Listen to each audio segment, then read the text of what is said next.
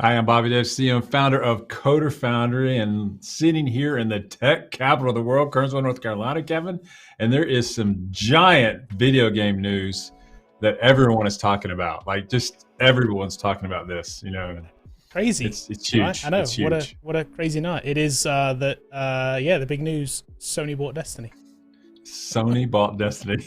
Is that the big news of the day? It's probably not the big news that everyone was thinking I was going to talk about, but the shock ran through the announcement here, and of course, all of us Destiny fans are wondering, like, okay, are you pulling this back and making a PlayStation exclusive? I know the first thing you think about is like, oh man, now my PC and Xbox is now useless for playing Destiny. Yeah, I only play one game, people, and so I'm very afraid that they're going to pull it to the PlayStation only. It wouldn't be unprecedented, and they didn't really exactly gain us confidence. They said it will remain cross-platform until the end of Lightfall, which is like the second release away. So like we got Witch Queen and Lightfall, and then after that, there's like all bets are off. So it's. And by the way, this was only Bungie saying this too. By the way, Sony have been quiet on this. Don't forget, a couple of weeks back when Microsoft purchased Activision, Sony were tweeting all over the place like, you need to like guarantee that your games will still work cross-platform. And Microsoft are like, we guarantee. It's all good. Sony, on the other hand, radio silence.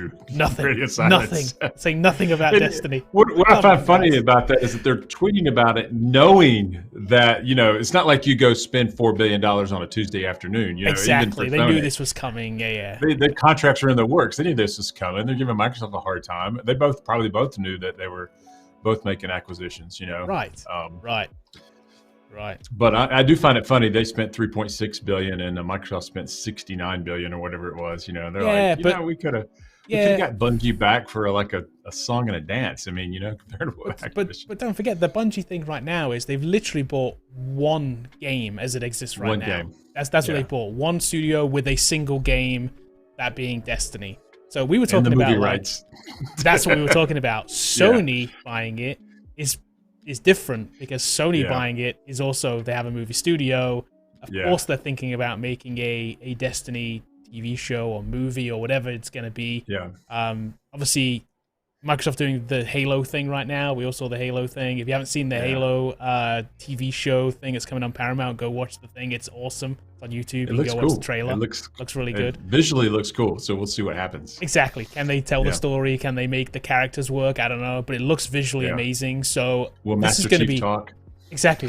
He will. It's even in the trailer. He talks. He will. He will. But does that do well?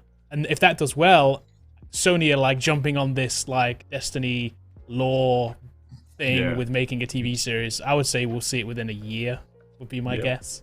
If it's not already under development. Maybe under development. Maybe. There's been rumors about it. They've bought some trademarks and things like that around the movies and the TVs. And so they've hired writers at this point. And so maybe Sony's just saying, hey, let us help you with that, Interesting. So, for Bill. So anyway, the bigger news obviously wasn't that Destiny got bought. It's the bigger Wordle news got bought. Was the bigger, exactly. The bigger news was literally another acquisition. Which who would think like there'd be we'd be like more interested in a story that's a 7-figure buy versus the 3.6 billion story. I think this is way more interesting. Way more interesting of a story. I love the Wordle play here where they put guess which craze joins times. This is good, games. right? I mean, other than cool. I mean, if you're guessing which after guess, you're doing it wrong. You're not very good at this. You're doing it wrong. What are you doing? It's he's not playing in hard mode. Exactly. He's not playing in hard mode. Should be your default. So I thought that was pretty funny. But so the developer Josh Wardle sold Wordle to the New York Times for a undisclosed 7-figure sum. So low sevens. Undisclosed low 7-figure sum. And we were talking about. Hold on a minute. Low 7. What does low sevens mean? What's low 7? Is low sevens? Is anything below? I don't know, is that 50 million and lower? Or is it 30 million and lower? Is it 10 million and lower? Million? Is it 1 million? Is it 7 million? Like, I don't know. That's such a wide swath between 1 million and I don't know what that upper limit is. It doesn't really tell us anything, does it? I mean, what would your guess be? What would you think? I looked at it like like there was 2 million, purportedly 2 million users on it. Yeah. So if I was pricing it out, I would come up with a per user price. That's how I would pitch it out. Yeah. And then I would tie that to the New York Times and monthly subscription rate, and say, for your customer acquisition, what does it cost you to get a New York Times new customer? And I would price it at that and say, all right, I'll sell you 2 million users for $2 a user or something like that. Okay. And I would come in around $4 million.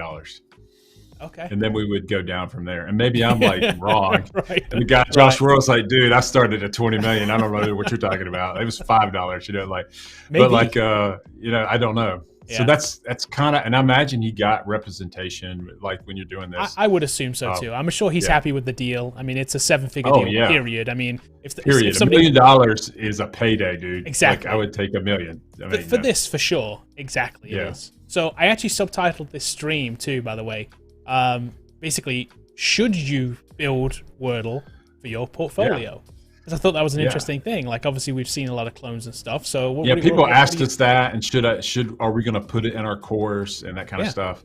Yeah. And I think we should further talk about why this worked though, and then let's talk about should you build it? Yeah. So what makes Wordle interesting? Why does it work? Yeah. It seems simple. So it seems simple, and it's like a simple game, and there's been other games like it on TV and places like that. It's a word guessing game. 5 letters is not hard. It's hard, but not too hard. I mean, so like, what is it? I think what it is, and if you go read his profile, John Wordle's profile, about the other things that he's made, which is fantastic. He made one of the most evasive Reddit things ever. Like, he's made 2 other things that were really, really cool. Okay. But he has this same theme that went through it, in that he found a way for the collective to play the same game at the same time. And so like, he had one where you could control a pixel, and then you could turn the pixel into a color, and then someone else had to go, and you only could do it once per day. And people would make works of art with millions of people trying to do it, So there's one where you could push a button, and it had to be pushed every 60 seconds, but you could only push it once. So like, and then they kept that going on Reddit for like months, and then finally it ended. But like, that's funny. And there was nothing other than who ended that? Yeah, like, that's the last person to push that button. It's kind of sad. And so like, I think why this works is you get to play a game, like me and you get to play a game that's the exact same instance of that game. And then it's a natural competition between you and everyone else on the planet. And everyone like, woo, you got that one in 3? I didn't know that pout was a word, Like, right. Like, so like, I never guessed that. And I saw one, the word the other day, I forget what the word was, but it ended in IGHT. Yeah. And I think it was fight, FIGHT. And then I was watching other people that got IGHT, and then they had 5 guesses. I saw like Scott Hanselman got all the way down to 6 and missed it. And he's like, Wordle, what are you doing to me? And like, he guessed M, and I'm sure he guessed it all. It's almost bad to get that, isn't it? In that scenario, and have like, now you've got like 6 words that you could just like make 6 words, and they're valid words. That's what my wife complains to me about all the time. She's always just like, my second guess was as good as the actual word. It's a real word. Like, it's frustrating because it's a real word. It fits the criteria, yet it's not the word. Yeah. So it's funny. So I think it's the collective gameplay, and people share it, and I think that captures the imagination of a lot of people. Yeah. It's obviously free is one thing about it, but I think it's easy to play is the other part. Low barrier of entry for sure. Yeah. Low barrier of entry. There's no. You don't need an explanation. Really? Not really. You figure it out pretty quick. The first time you play, maybe you're like, what's yellow mean? Yep. But I think overall, I think that, and then find a final component that he did amazingly, and we've talked about this a lot, we've tweeted about it, is the social sharing component, which is like, that's how you engage everyone else. That's the thing. And all of those 3 factors together, regardless of what the game is why it won. And that's why New York Times paid for it, because 2 million people were using it. You know what? You also hit on something before too, and it was the time element as well. Like, we don't spend all day like chasing Pokemon. Like, it takes like literally 5 minutes or less to play, which is like, it's a great little, it gets your mind going. It's got a short, like, you don't need a long attention span for it. You can play it for 60 seconds sometimes, or you can play it for a minute and then you can step away from it for a little bit. And come back and you don't lose your place, and you're like, okay, someone called me on the phone. I'm like, oh, okay, let me I'll swipe off Wordle, and when I come back, my state's there. So I may Yes. play that one game all day long if I wanted to, but it doesn't harm you. You don't have a time Right. suck. Like Destiny's a time suck. I mean, like, you know, like it is Right. a time suck. Yes. There's a lot to do, and this is a game that's Fortnite's high. the same way. It's high frequency, low time. So you get lots of players playing, but it's not a lot of time per player, which is a perfect game. It's perfect for the time that we're in. It just takes that little split second. But I agree, the social aspect is what really put it over the top. It was done so well. And a lot of people think, why did the New York Times buy it? Like, what are they getting out of it? And I think it's just customer acquisition is the primary thing. They do have a game section. They'll probably put it in there. Yep. Is it a fad? Yep. More than likely. But right now, oh, it's definitely a fad. They can buy it while they've got 2 to 3 million users active on it. Yes. And they can try to convert those into New York Times paying customers. And that's essentially what they're going to try to do. Right. I think they're buying user acquisition, and that's how you price it. And that's why it came in at $1 million to $2 million. Yeah. I mean, you know, when we got quoted, how much would we pay for our stuff? You know, we got quoted. I mean, you know, it was like in that range. Like someone said, you should spend $2 million on ads. I'm like, what? Are you kidding me? It's like crazy. So the thing is too, it seems like a lot of money, and to an individual that developed this thing, they developed it over a very short period of time. Oh yeah, it is a lot of money. I wish it was me. Right, but to New York Times, it's not. $2 billion in assets. They're not worried about it. So you know, a couple $1 million. They're a $1 billion company. They have billions of dollars in assets. They make hundreds of millions in revenue per year. This is nothing to them. They can afford to buy this as a lead gen for their other crossword, right? So their flagship product is the crossword. They charge for that, right? Yeah, get access to but there's some stuff they have as these like lead gen games. This is just going to be another lead gen game. You're right. They're going to look at the 2 million user base and going to hope that some of those 2 million will convert to their paid product. It makes sense. I have no problem with the guy selling it. I think it's great. Just that I can tell you now, I was speaking on Twitter this morning about this. I'm like, give it 6 months, nobody's playing Wordle. They will be just behind the paywall. They will be behind the paywall. Don't tell me it's not going to go behind the paywall, because it will. The sensation that it is now. It'll go off into the ether. And is this duplicatable? I don't know. I think. But here's the thing that I want to talk about. Say, should we put this in the bootcamp? The answer is no. It's a clone of a game, and I don't believe in that in general. It's too much in the tic-tac-toe realm still, isn't it? Yeah. Pokemon API, Pokédex. It's not. Now, is there some interesting problems and stuff in there? Yeah, kind of. I mean, like, should you build it is a different question than should you put it on your portfolio. Yeah, give it a shot. Yeah. It's not as easy as a lot of people are making it out to be. One guy says, I could build that in 2 days, and I want to go. Show me. Show me. Like, show me. You know, like it's a lot harder than you think. I mean, like, you know, like, but because there's some components in there. So, like, you got to, like, okay, with the word checking part, you know, you got 2 arrays. One's the matching word. The logic part's fairly simple. I think I could come up with is it a match? Turn it green. If it's not, does it exist in the array? Turn it orange. You know, like that kind of thing is fairly easy. You got to go get a word list somewhere. You got to curate the word list somehow. So there's some programming there. You're not like going through word hand by hand. Well, we know for sure, just looking at Wordle, right, that it's 5-letter words. There's thousands of 5-letter words, yet you never get one that's obscure. They're commonly used words, because my wife will always be like, do I know this word? And I'm like, yeah, you know every one of these. Like, so they're obviously curating the list somehow to be words that are in common usage. So there's that part of it too. Sourcing the words is easy. Making sure that it's going to be a word that people are going to get is a totally different story. And you're right. He's not sitting down every day and being like, which word am I going to go with today? No, it's automatic. That's the other part people say, you know, so it turns over at 12 a.m. Eastern Standard Time, and a new game pops. And so, like, so he's doing that as well. So there's some kind of timer in the background somehow, somewhere, picking a new word and resetting the game state and that kind of stuff. So, like, you know, and then there's the storage of the sessions, and then there's the tweet out piece. Then there's the keyboard piece, you know, where you tap on the keyboard, and, you know, so there's a lot to it. It's way more difficult than it looks. So to make it cool, and then just making it work on all the devices, responsiveness seems to be a problem for even the clones. Well, you were saying you saw one of the clones where you had to scroll to see the keyboard, and it's like, well, that's bad. It's like off this much, and you're like, why can't you fit it on there, dude? Like, you know, but whatever.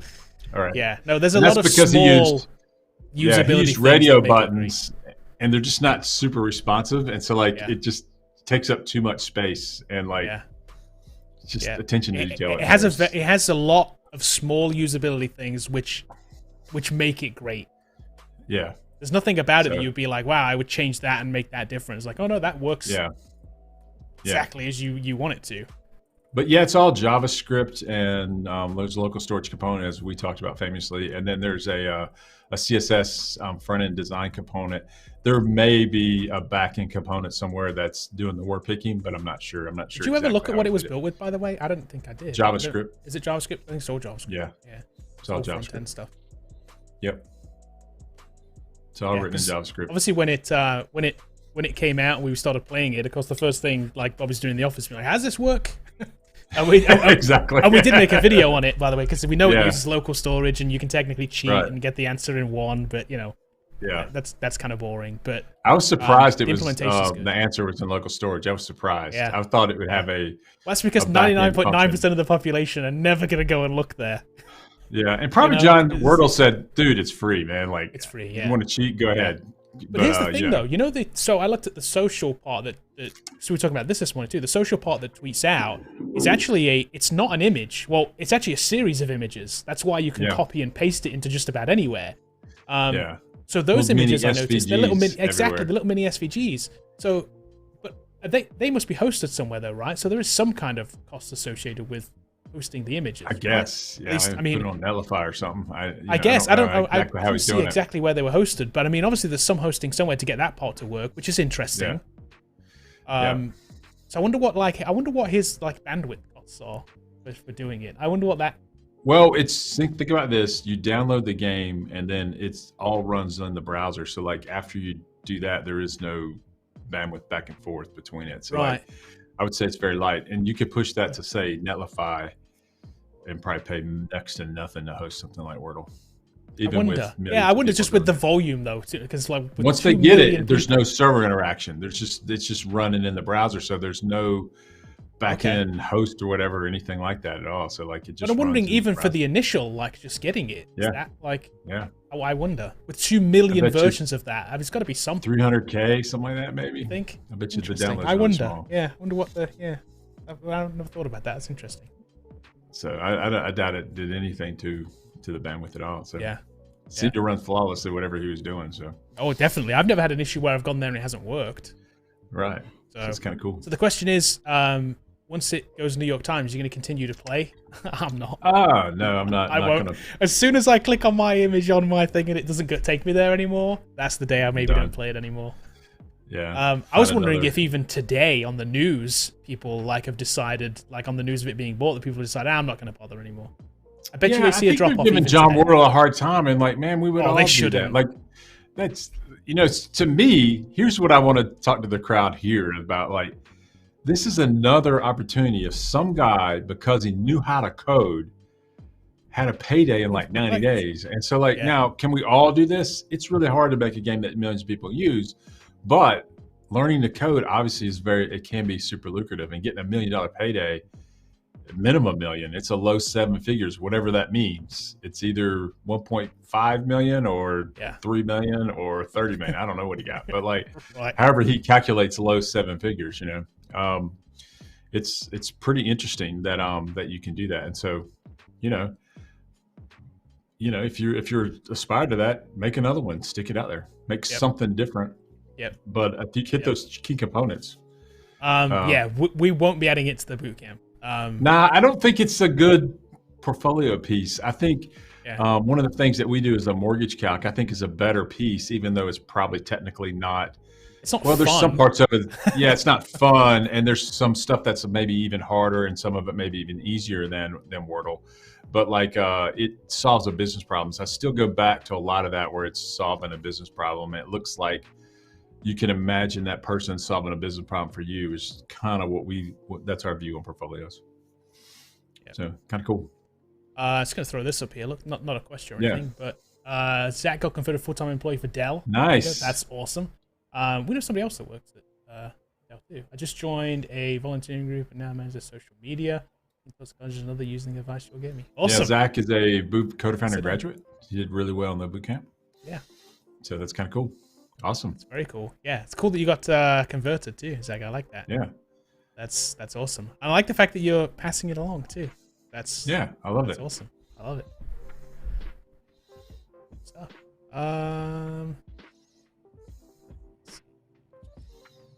Fix this. Oh, Nightbot already did its job. I see. Thank you. Oh, Nightbot. I'm like going to delete some comment, and Nightbot's already done it for me.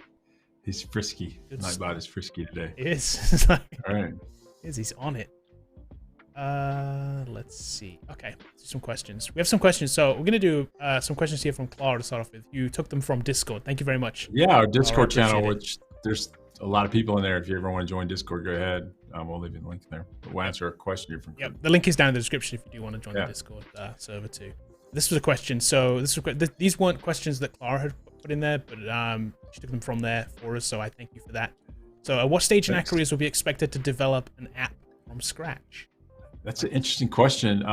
And I think I have maybe never and maybe the first day. So like, depend on the company you go for, like, so if you go to a bigger company, you may be on the maintenance of a big piece of software and you have to work on that, and you're just doing maintenance programming.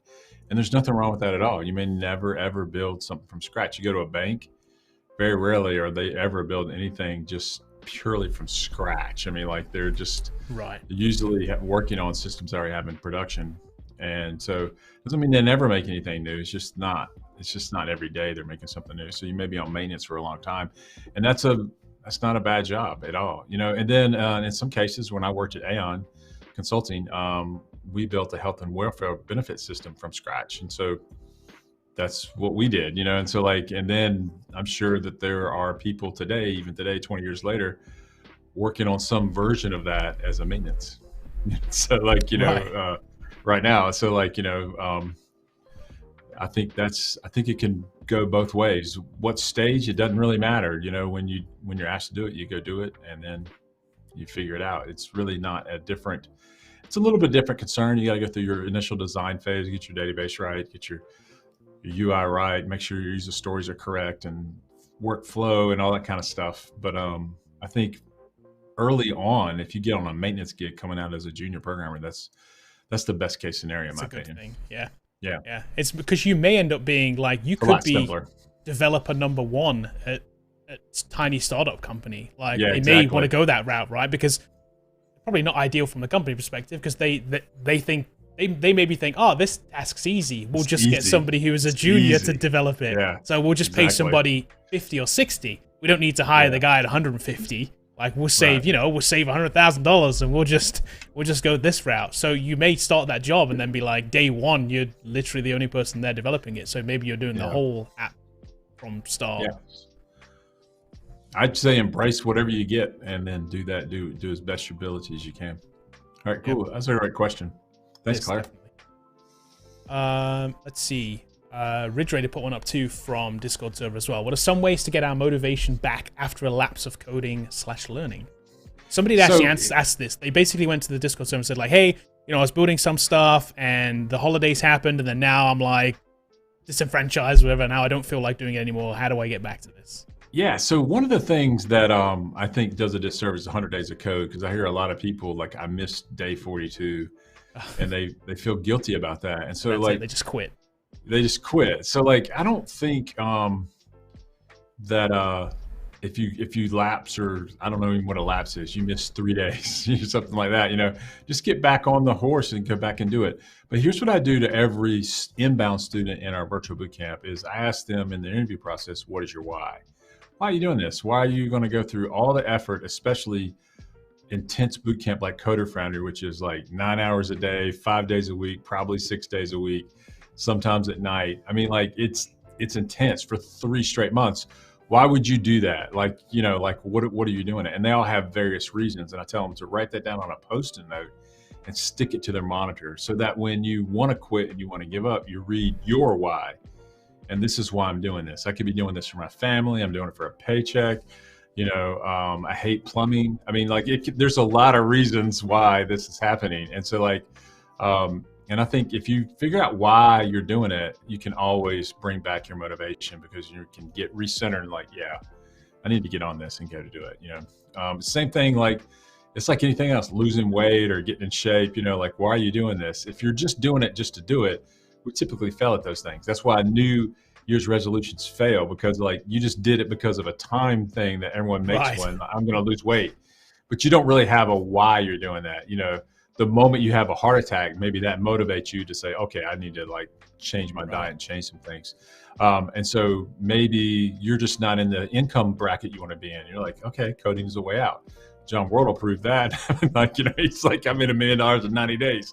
So like, I think that's a great reason, but it could be just work-life balance. Maybe, you're working a construction job and your back hurts, you hurt your knees, and it's like, I can't do this physically anymore. Can I get into a less physically demanding job, even though coding is stressful in its own right, but like we're not lifting, 90 pounds, 100 times a day, or moving boxes, things like that. So that's what I do. Have your why, get your why down and understand why you're doing it. And then bam, put that on a monitor at a place that you can see it and look at it every single day.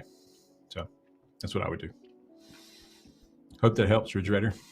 Yeah. There you go. Clara has another one from Discord. Is it common to use HTML, CSS templates in the workplace as a full stack dev?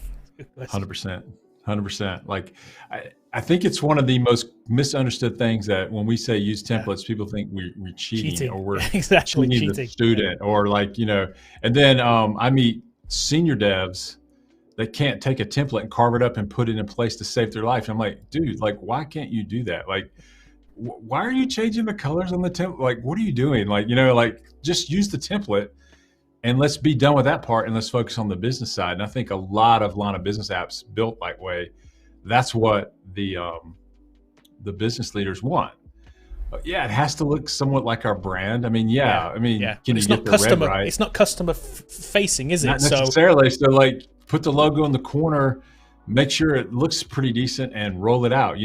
Very rarely do you get into where someone wants to change the blue or whatever, like, oh, I don't like that gradient, right. So like, but most of the time they expect that part to spend not much time on and focus on what the app needs to do. So I think templates are used a ton, or you wouldn't have Theme Forest out there. When you go look at Theme Forest, I mean, those things are getting bought for a reason. They use them on apps. I used the same template at Cortex multiple times, over and over and over again. Right, and we're talking about using a Cortex. You're talking about on customers' applications, right? These are yeah. Right. And one that I'm thinking of is still using the same template. Right. So, like, right. Even though they told me they changed all my work, but like, I go look at it, like, I'm still using admin LTE. Wow, nice. Okay, so I guess the answer to that question is yes, very common. Yeah, very common. Okay, another one from Clara. This is the last one here. Thank you for taking those for me, Clara. I appreciate it. So any recommendations to learn/improve how to name/summarize Git commits? Is there a standard best practice guide? When working alone, maybe it's not critical, but in teams, I'm guessing it is. So I think what you'll see in larger teams, more sophisticated teams, you have something called CI/CD, which is continuous integration, continuous deployment, meaning your deployments are tied to the branches in Git. The other integration that's done is that Git issues are tied to a bug tracker. So like when the issue is named in the bug tracker, that initially becomes whatever you're going to call the Git. And it could be issue 4402, and then you have to go to the bug tracker to understand like what that was about. But those things are tied together, and then that's tied together to a release, and it's tagged, and then it's pushed in production. So a lot of times your bug tracking system is naming your Gits for you. Now, there could be a place where it's the Wild Wild West, and then you'll see Git commits fix some stuff, like, right. Like, so vague you might as well just not have typed it. Yeah, like, commit 7, like, okay. Commit 7, that's great. So, but I guess it can go either way, but I think issues, named it with an issue tracking system is probably common in bigger teams. And so hope that helps. Let's see. Retro Rob says, I'm running Visual Studio 2019, but wondered if I need to uninstall it before downloading VS 2022. And is there a learning curve to it? You can uninstall 2019 and use. You can run them both though. You don't have to. Yeah, you can actually run them both though, and they won't interfere with each other either, which is great. So I wouldn't uninstall it straight away. I would make sure 2022 works for you and then uninstall 2019. Yeah. But that's just me. But 2022 is going to be faster. 64-bit. 2019 is not. Both of them are going to take up a lot of disk space. So depending on if you got room. But like once you install 2022, you're not going to use anything else. That's what you're going to use. Yeah. And as far as the learning curve, things like there's some things in there in 2022 that are like hot reload and that kind of stuff, which isn't in 2019. So like you need to use 2022 in general today on any project. So that's what you should be doing. And I think if you have the basics down of 2019, yes, there's extra stuff in 2022, but it's very, very similar. I've messed with both a little bit, and I think they're similar enough. It's not a whole new app. Uninstall. Get rid of it. Oh, I would give it at least a week for me. That's just I'm just a day. Wary. A day. Dennis says, any advice for software developer intern interview prep? I have 2 coming up this week. Oh, congrats on getting 2 interviews. Yeah, you've done something nice. Right. Awesome. And they say no one hires juniors. Of course they do. So what I would do is, do you have a portfolio? If you do, try to look at the top 30 questions in the stack the company you're interviewing for. Say it's JavaScript or say it's C#. Look at those questions that you could get, and then try to tie those answers back to something you've done before. And I think that's a good way to prep. But if you don't have anything, what you can do is just Google those interview questions and see if you can answer them at least in an academic setting. Say, hey, do you know what closures are in JavaScript? Do you know what fetch is, that fetch API? Do you know what, I don't know, just different things. And look at the top 30 questions, know those top 10 really well. And if you can like knock out those top 10 really well, you should get through tech interview prep. Now, the other thing you need to do is, since it's your first 2, take a notebook with you and write down every question you get. All right, because if you bomb the first one and you go study the questions they ask you, it's a good chance the second one you may get the similar or the same questions, because there's a groupthink to interviewing, and especially if they're the same stack, you might get the same question in the second interview, and then you can win the second one. So make sure you write down every single question they ask you. Hope that helps. I would also say don't pin all of your hopes on both of these things either. Yeah. Be to the point where it's like you're like, oh, this is it, I'm gonna get this, and when you don't, like that becomes your kind of end. Right. We see people put all of their hopes and dreams into one interview, and then it's like it doesn't happen, and you just kind of you quit, or you just soft quit, or you just don't. You should go in expecting not to get it. I know that's a weird mentality, but be okay with failure. Yeah. Yeah. So if you think about it, and we didn't mention this, John Wordle released Wordle in 2020. Yeah. People don't know this. He did. It had been out for a year before it hit big time. And then it hit. And so and then he sold it. I mean, so I think that sometimes success does take a minute. It does seem instant when you look at, oh, John Wordle just made $1 million. That's instant success. That's instant oatmeal. He coded it last Saturday. No, he worked on that for a minute and they put it out. No one paid attention, and then somehow, some way, it caught on and it worked. It's so, if you don't win your first 2 interviews, doesn't mean you should quit. That you suck at life. I mean, so just keep coding, keep trying it, and you will break in. Anyway, hope that helps. Okay. I'm not quite sure what this is, but I want to start with high design. Help me. I don't know what high design is. Is that even a thing? Is me starting with design? I'm not sure. I don't know. Rephrase it. Sorry. I don't know what it means. So yeah, if you want to throw it up there again, I'm not quite sure what the question is. We'll come back to it though. Yeah. Ratul says, hello, I work as a full stack junior developer and currently learning C#. Is exploring only .NET Core Web API and doing Angular React plus .NET Core Web API projects enough to get a C# dev job? 100% yes. Yes. That's what you're deep into technologies at this point, so yes. Yes. Yeah, that's good enough, for sure.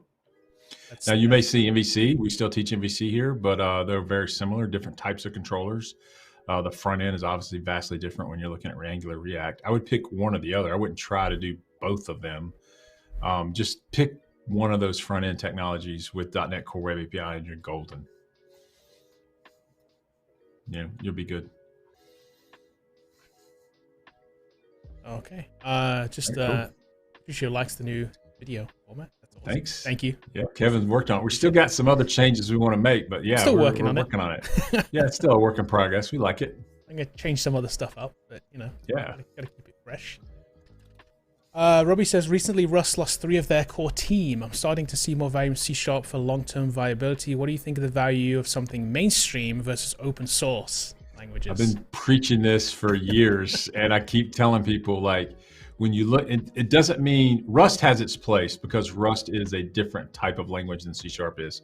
So there is some stuff in Rust that will always say, okay, that's hard to compete with C# and stuff like that. So like, there's some good things about Rust, but when you look at who is maintaining and pushing Rust into the ecosphere versus who is maintaining and pushing C# in the ecosphere, and the number of targets that C# is going to do, might I add, very well, where Rust may have a WebAssembly implementation, but Blazor's far superior in like the tooling and all that kind of stuff around it. There's still a lot of like command line and stuff like that to get to work. Doesn't mean you can't do it. It just means that this over here is going to be more polished, more finished. It'll address more needs, and that's why I think learning C# long term is a good bet for your career. If you know C# and Rust, that's fine. But just because they lost 3 of their core team doesn't really mean anything. They'll replace it with 3 new people, and they'll keep going. I mean, there's too much in it. But like, just the Microsoft behemoth behind it, they're putting millions and millions of people and thousands of people are working on .NET. They're working on the tooling. They're working on Azure. They're working on Web API. They're working on desktop. They're working on Maui. They're working on, just a lot of things that they're working on. And all of this means that the skill of knowing C# is super valuable. And a lot of it's here for the long term. Yeah, it's here for the long term. It's too much in it. Yeah, it's too much in it. Good question, Robbie.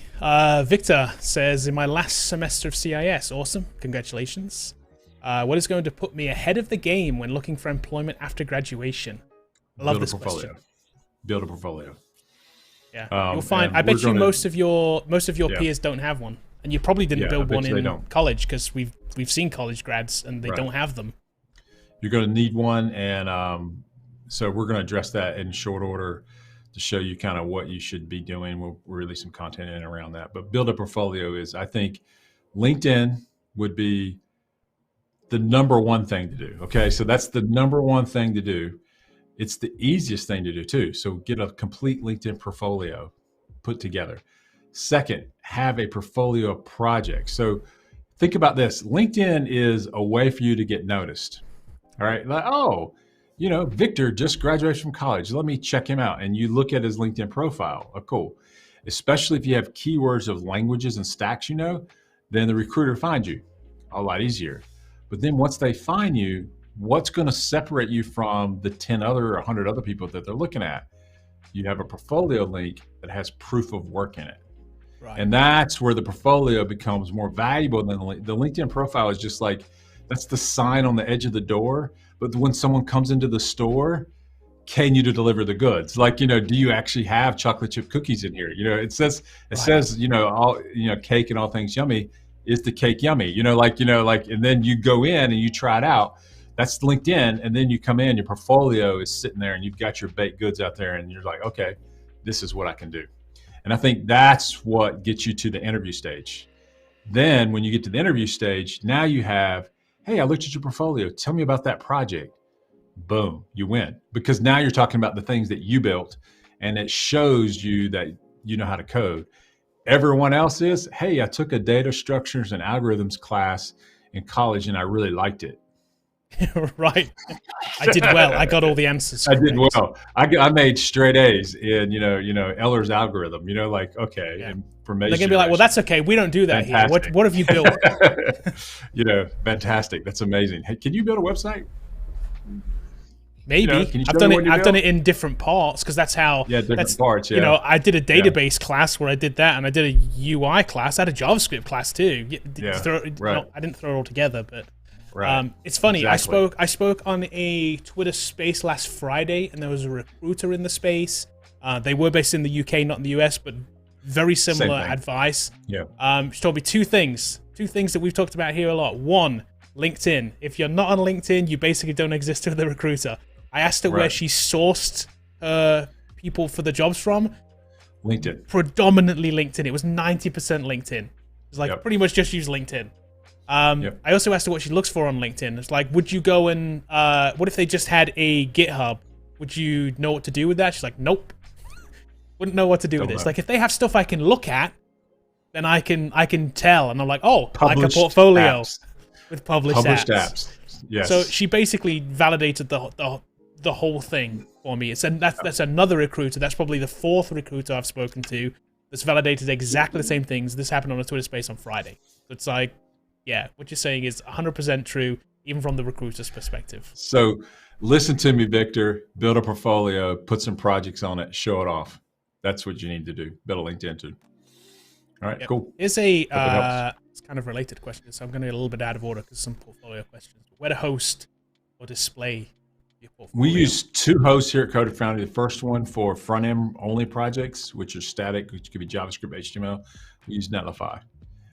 If we want to host something with back-end server-side functions, we're going to use Heroku for that. So both of them have great free options and very student-friendly, but you also can scale it up to enterprise stuff as well, obviously. And also, you get to show your continuous integration, continuous deployment skills. All work from Git. Put it on Git and throw it up there. That's a good little skill to show. And I can do that. It's like it's not super difficult to do. You can figure it out. I made a video recently of pushing ASP.NET to Heroku, and it just shows you how easy it is. It's very easy to do. Okay, go to our next question here. Hey, super chat us up if you got a burning question. I noticed there's a bunch of questions in here, so we may not get to them all. So if you want us to answer your questions, there isn't. We definitely won't. Yeah, exactly. So Mikey wants to know, can you have a similar Wordle success building an app similar to the Movie Pro app from the starter course? So Movie Pro is different in that it is in around pop culture. But we're not cloning Netflix in Movie Pro. We're actually adding new features to Movie Pro, and we're consuming a third-party API. So there's a lot to it why we picked that project. The reason we picked it is because people can say, okay, show me this particular movie. And then you show them that movie and like, oh, that works. It's a proof of work in there. It's also database security or whatever. Wordle is a front-end project.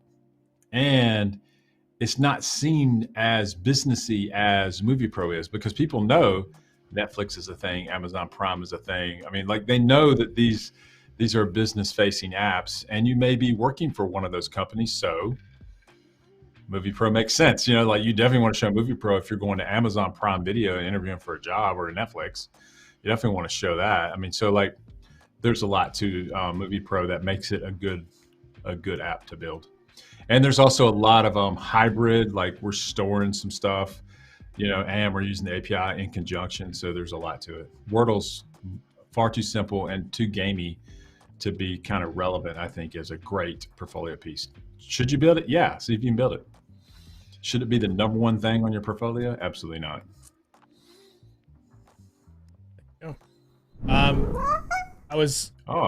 Thank you. You sound Swain. Thank you. And I'm currently a university student with some basic understanding of C++, Java, and Python. I want to get into cloud security. What programming language and framework should I use? There's a lot to that. So I think you need to do some more research and see kind of like what stacks you're going to be using. So there's the hardware route where you're working on like maybe an edge security device, and what does that entail? Then there's the penetration testing route, and those are in software suites, whatever. Then there's like looking at logs and those kind of things. There's a lot to that into cloud security. So I would look at some cloud security jobs, look at the stack that they're hiring for and the tooling and that kind of stuff, and build things in and around that. But I would imagine C++ and Java will serve you well. There's Python potentially, that's gonna be more in the data science realm. But and then there's some other kind of lower level kind of log processing languages that you might have to pick up. PowerShell. It's a lot of tools and things you're using. Snort, things like that. Yeah. Looking at packets and things like that. So there's more of a technique in and around that versus just the language itself. So I would look at the jobs. Okay, I thought about not asking this question. It feels like a plant. Okay. I'm going to put it up anyway. Another plant question. This feels like a plant, but for the wrong reasons. Exactly. Aaron says, hello, my coworker is pretty arrogant and thinks he can do everything on his own. And he isn't a good team player as well. What should I do? We worked together for 1 year already. Okay. So this is more of a business question than it is a coding question, but, you know, people get into these situations. If you hate it and you know how to code, you can always leave and find a new job. So, but he's a co-owner. So here's the thing about ownership. When you have ownership, you're married. So like it or leave it, that's kind of what's going on. So maybe he's arrogant for a reason. Is he good? Can he do it all on his own? Okay, well then take advantage of that skill. And you also can talk to him and say, hey man, let's work together on this. We're co-owners. But you know, if you don't like getting along, then divesting yourself may be a good move. I mean, it just depends because it can end badly and you are married. And the more money the company makes, the harder it is to separate. If it's not making a lot of money right now, it's easy to walk away and do stuff. But I would have a conversation first before you throw everything into, you know, on the ground, and don't yell at each other. Just say, hey man. But if he's got a skill and his skill is better than yours, let him do that. You know, like I have a business partner here that codes way better than I do. He's very, very, very smart. So, and we get along fine. So Right. Make sure your ego is also getting in the way where you're like, man, I'm secretly jealous of what he can do or she can do, you know? So anyway, I hope that helps. There you go. Victor, thank you for the super chat. Victor. Thanks, Appreciate Victor. it. Tacos are on the menu, boys. If I put this board at work, for some reason, these bottom three here are ghosted. They're not right. I don't know why. Okay. I'll put it up here anyway. All right, cool. It's ghosted from Stream Elements. It's a Stream Elements problem. Yeah. But both Victor and Nissan are genuine. Up on the board, the leaderboard. All right, And it will fix itself at some point. I don't know when. I thought the first super chat was going to fix it, but Stream Elements. I'm just going to knock Doris off the list there. So I know. I don't know who Doris is. No, neither. Here's a non-plant question. Jan wants to know how to improve my C# skills. Any websites, books? Please help. Yeah, you could. Let's see here. That? Yeah, there we go. Up the top now. It's permanently up there. Look. Go to learn.codefoundry.com. Shameless plug. We teach C#. Yeah, we teach C#, so that's what we do. So you can go there for sure. And you can check that out. Check it out. Thank you for the question. Non-plant, non-sponsored. Let's see. Lucas wants to know, what do you think of using React Native for mobile development? I see this quite a bit. There's 3 ways to do it. I mean, I think there's React Native. I think there's Flutter from Google. And then I do think Xamarin and the upcoming Maui release, it's going to give you 3 ways to do it. I think all of those will be fine. You can look at the job opportunities for React Native versus Flutter and see which one you like. You know, I think all of those can be can work really well for you. So I definitely cross-platform tools are the way to go. I don't think pigeonholing yourself into Swift is the way to go, because I think most teams are going to pick one of these 3. I do think that .NET MAUI, once it's released, will move the needle over those. I do think if I had to pick between React Native and Flutter, I'd pick Flutter, just because it's from Google and they're the owner of Android, that kind of thing. So like, I think it would, they're going to work harder on the tooling, and React is from Facebook. So like, you know, are they a tooling vendor? Kind of, sort of. So, but doesn't mean it's bad. It just means that if you're asking me, I would pick that. And then I would also pick .NET MAUI over all of them, just because I know C#. So. Hope that helps, Lucas. Just to go back to the thing before, does of course train to be full stack in like C#, including doing portfolios? Yes. And yes. Yep.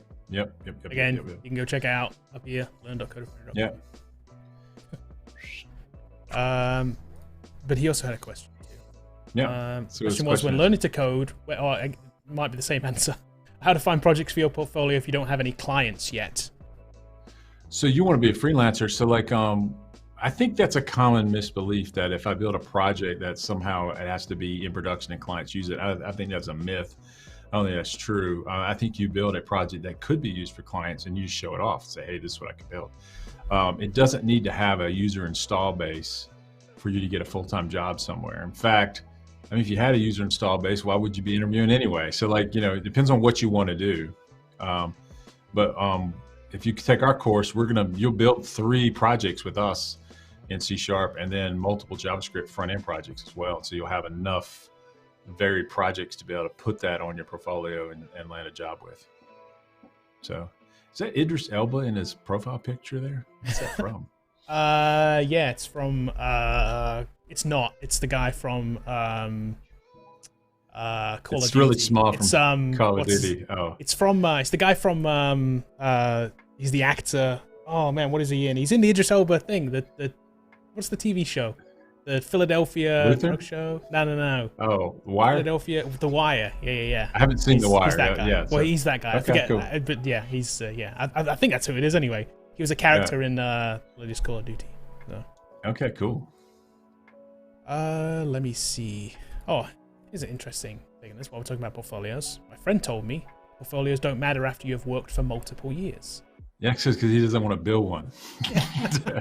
So here's what I'll say. I think that he's right in some degree, and that your resume can take place in your portfolio. All right, definitely people are going to look at your resume, and I'm hiring now for .NET jobs, and we're just going through resumes. You know why?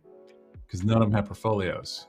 Now imagine if you had a portfolio and you're interviewing for like a senior architect role. You've been doing this for 6 years, ready to step your game up. You go to a senior architect role and you have a portfolio, and the other guy has a great resume. Both of you do, but you got a portfolio. It's going to help you. It's definitely going to help you. So I don't think it hurts to invest in yourself and build your own stuff. There's no reason that you shouldn't do that. There's nothing. But hey, man, if you've got a rock star resume and you can talk about it and you can pitch it and you can do all that stuff, you'll probably be successful. I just think that, you never know when you really want to get that next job, and it's really important you put your best foot forward. So, if you owned a business, would you have a website? Right. Think of yourself as a business. Of course you would. Yeah, that's the first time we build. Well, why don't you have one as a developer? I don't know. If you were making movies, would you have a demo reel? I would say even Christopher Nolan has a demo reel, that he's pitching a sizzle reel about whatever he's pitching to somebody. I guarantee you that they make stuff and he's putting something together. Yeah, he's putting something together to pitch that. So I think it makes sense. Designers, graphic designers, before you get hired as a logo, you want to see kind of their logo work. I think increasingly portfolios are going to matter a lot because we're pushing it. The industry's pushing it, and it's proof of work. And actually, kind of related to this, look, it says, "Are most people still not making portfolios?" They're not making them. That's why you can that's why you can win, man. That's what I keep telling it. Even as much as we preach it, people still don't do it. And you see that other question, because it seems kind of time consuming. People's like, I don't want to do that. And I'm not saying they're lazy. They just don't see it as important. Right. Until they lose to someone. Yeah. But they also don't see the soft no, which is like, they look at your resume and maybe they just decide based on your resume is worded, and they don't even bring you in for an interview. But if you have that portfolio, you can move the needle and you get more opportunities to interview. More opportunities means, more money for you. So I think people aren't making them as much as we think they should. There you go. He was a character from Battlefield. Sorry, I get my Battlefields and my Call of Duties mixed up. Okay, yes, cool. BK said it's Omar from The Wire. That's it. Omar, that's my friend. I just couldn't remember the character name off the top of my head, but I need to go back and watch The Wire because man, that is a good show. Yeah. And Omar was actually my favorite. Omar was my favorite character in the whole thing. He's really, really good in it. But I guess I need to watch The Wire. The actor is Michael K. Williams. I just don't know stuff off the top of my head, but yes, it is. Yes, Battlefield. Sorry, which. By the way, Battlefield put out an update overnight that they're not releasing their first pack until summer now. They delayed it. They delayed it on release. They literally killing the game. This is like one of these multi-billion-dollar games, right? That's like a multi-billion-dollar franchise. It's all of a sudden they're just like their player base is going to drop to nothing. Craziness. Yeah. Crazy. Destiny's got Witch King coming out this month, baby. February 22nd. Destiny has always done well with their releases. Well, this one was delayed. This one was delayed, but they released content in between the delay. So they gave us the Fantastic Dungeon and some other things to play while Witch Queen's coming out. Well, Battlefield launched this game and put nothing out for 6 months. Yeah, of course no one's playing it when it comes around to the first content release. You guys, you don't get it. Like, it's just bad. But anyway, hard. That's hard. That's a whole other topic. Let me see here. We've got a few minutes left. All right, cool.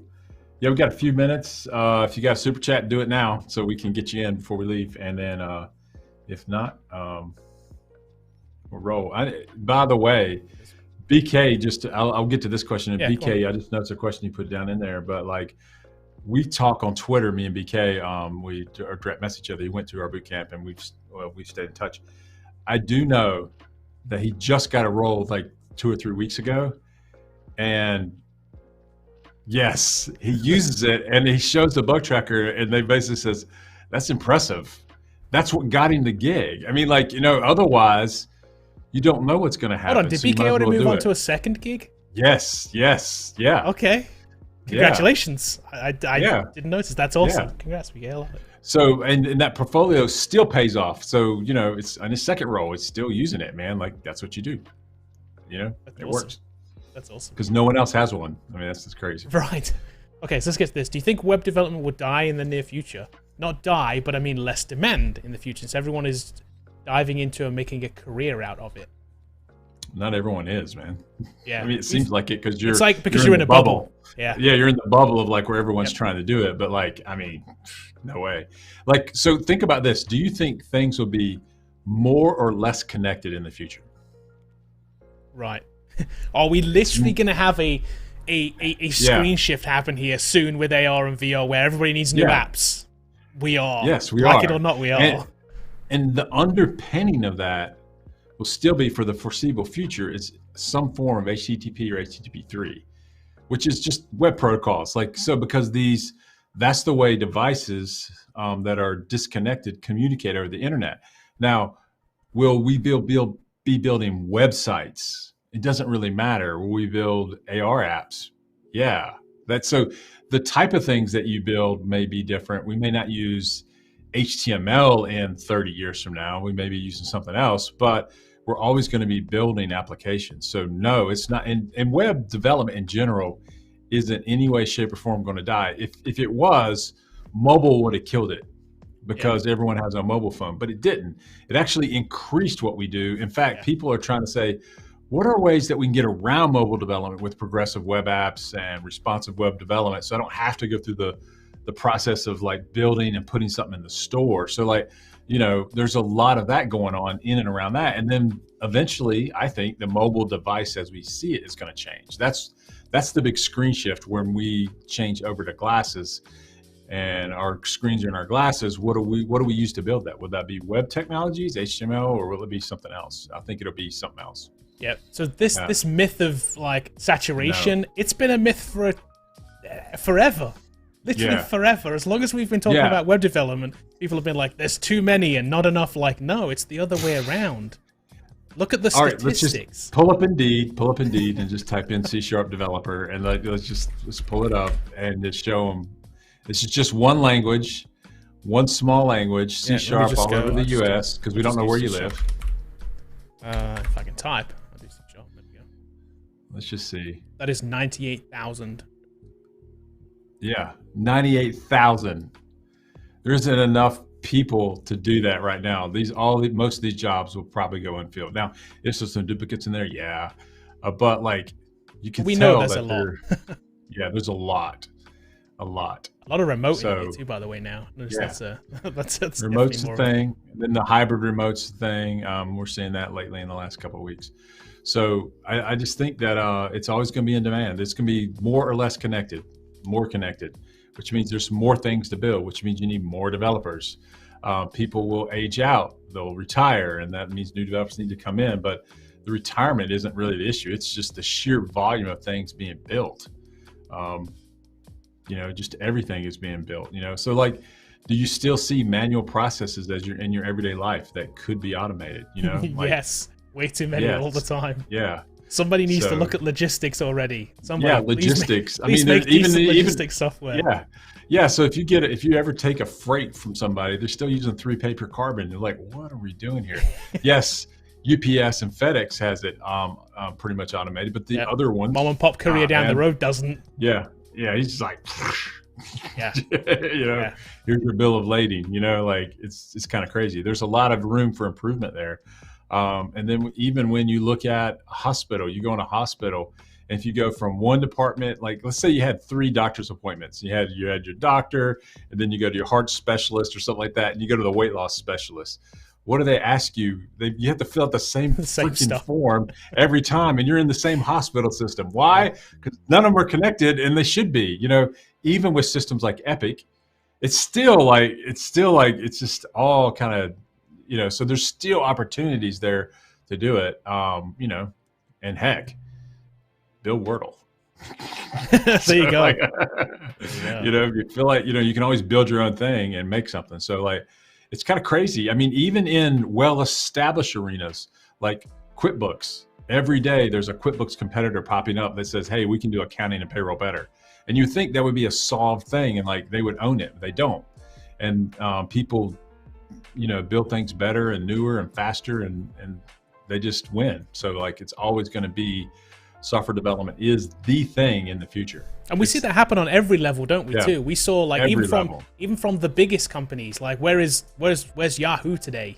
Nobody would have thought like, oh, we're going to replace Yahoo, and then Google comes out and they destroy Yahoo. Or look at like MySpace, like nobody's going to take it like this. They got it locked down. Why should I even build another social platform?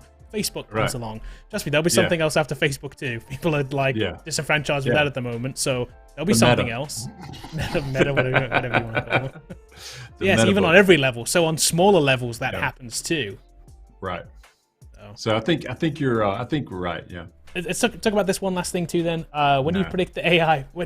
Hold on. This is when do you predict the AI will write most of the code in the world, and the number of devs will decrease drastically? I don't think that's a thing, man. Like, and I'm not trying to insult you, but I think you don't understand like how things are built. So if you're asking that question, then you don't know how things are built, because there's this creativity component that the AI can't do. So will it complete code for you? Will it generate code for you? Yeah, we already have code generation. We've been doing that for a long time. So like, will you be able to talk to it and say, generate me the next social media platform? What does it do? I don't know. Just make it. It won't do that ever. There will always be a creative component, and that's what AI can't do. It can't be creative, really. It can't craft Twitter. It can't make Facebook. It doesn't see the need for that because it doesn't have a need. Whereas humans have needs, and then that needs is the necessity, is the mother of invention, and that's why they invent it. And then we just happen to use code to fix that thing, So AIs don't drive cars. So like, why would they need to see an ad for Chick-fil-A in the windshield? Someone's going to do that, you got to understand it's never going to be just dreamed up. Now, can we make it faster? What will happen is, as these kind of things increase, maybe the complexity of what the AI could do will increase. Our applications will get more complex, and we'll still write code. Because what I've learned in my whole career is the no code or low code options. As soon as you roll it out, business asks for something that the low code or no code option can't do. Right. As soon as you do it, it doesn't matter. It doesn't matter. Well, can it do this? And you're like, no, it doesn't do that. Okay, we'll make it do that. And you end up writing custom code. And that's just what's happened time and over again. As much generation comes around, it needs to be changed. I can tell you that anything generated will always be second rate compared to a creative person that does it. For example, would AI ever generate Wordle? No. Or it would have already. I mean, could it? I mean, no. I mean, like it's complex. I mean, like, so I think that you'll always see the need for coders, at least in the foreseeable future, until Skynet takes over. So and I've always said, yeah. So with that answer, Mr. Barbera, my answer is 2040 something. Skynet takes over. When Skynet becomes sentient. Takes over. Exactly. Yeah. When we reach that point. Yeah, but it's not going to be this is not something we have to worry about in our lifetime. Nah, I don't think it's so. Just, man. it's not. Nah. This, I think the reason people ask this question is they're being like, well, should I become a developer? That's the real reason. Yes. Like, should I waste my time becoming a developer if some robot's just going to take over my job? Right. Yeah. Yeah, you should. Yeah. It's never going to be in your lifetime. It's something you really genuinely do not have to worry about in the near future. Yeah. Thank you for the super chat, Will. You guys have part-time bootcamp scores. Just also update no shiny squirrel coffees on me. Yeah, just go there. Yeah. Go to learn.coding. We have a self-paced course. You can just do the self-paced part-time and just do it. In person is only done one way right now, which is full-time in person, virtually.